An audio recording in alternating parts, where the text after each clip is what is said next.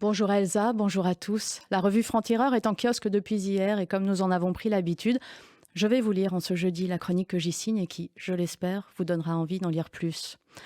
Je suis juif. Enfin, enfin, la France a défendu ses valeurs, enfin la France a rappelé qu'elle était une avant d'être le bac à sable de querelles extrémistes. Enfin, le pays a refusé l'antisémitisme. Enfin, les Français ont dit aux Juifs qu'ils étaient juifs avec eux.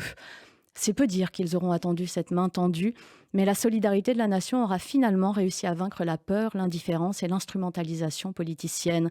Depuis la Shoah, on sait que ce qui autorise la persécution du peuple juif, c'est le nombre. 15 millions de juifs dans le monde, à peine 600 000 en France, moins de 1% de notre population. Personne ne sait tyranniser une majorité, seule la minorité est vulnérable. Alors que les Juifs sont de nouveaux intranquilles, nous étions 105 000 Parisiens dans les rues, plus de 180 000 dans la France entière.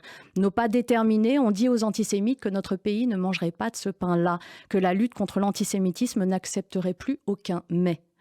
La France est sortie de sa torpeur, chacun bravant sa crainte d'être solidaire et son ennui de déplaire. Ensemble, nous avons tenu tête aux auteurs des 1247 actes antisémites de ces jours derniers. Marcher en nombre, c'était aussi marginaliser une extrême droite réduite à n'être qu'un millième d'une revendication humaniste, ses représentants devenus présences insignifiantes. Cette victoire n'est pas un parti pris politique, pas non plus un permis de tuer des civils palestiniens, c'est un humanisme, le refus de la terreur pour nos concitoyens. La France a rappelé qu'être humain, aujourd'hui, c'est être juif, qu'être français, aujourd'hui, c'est être juif. Si en 1940, le monde entier s'était cousu une étoile jaune à la poitrine, la solution finale n'aurait peut-être pas été passée sous silence. Ensemble, dans les rues, nous serons tous juifs parmi les juifs, jusqu'à ce que les juifs ne craignent plus de l'être.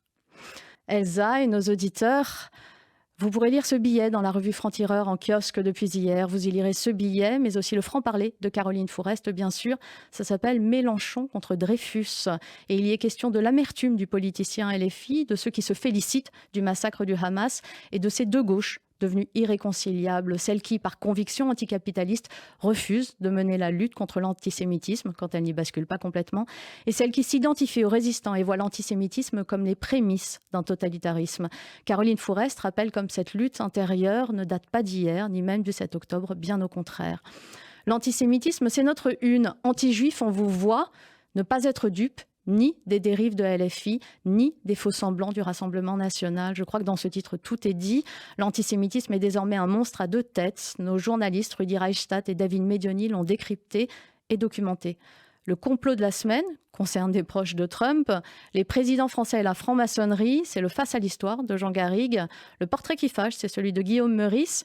Avant d'avoir comparé Netanyahou à Hitler, Meurice avait nazifié Gabriel Attal en Goebbels.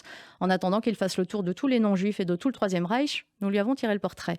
Beaucoup de choses encore dans ce numéro et bien sûr l'éditorial de Raphaël Enthoven, sale comme une image.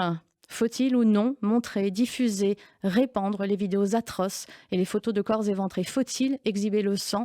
Faut-il, en d'autres termes, lutter contre les nouveaux négationnistes pied à pied? Raphaël Enthoven avance des éléments de réponse et démontre comme les choses ne sont pas si simples. La raison est un combat, c'est le nôtre à Franc-Tireur, comme ici, à RCJ, combattre toutes les formes d'extrémisme aussi. Lisez-nous, rejoignez ce combat et la lutte pour que la nuance survive dans un monde qui n'a de cesse de se radicaliser. Bonne journée à tous.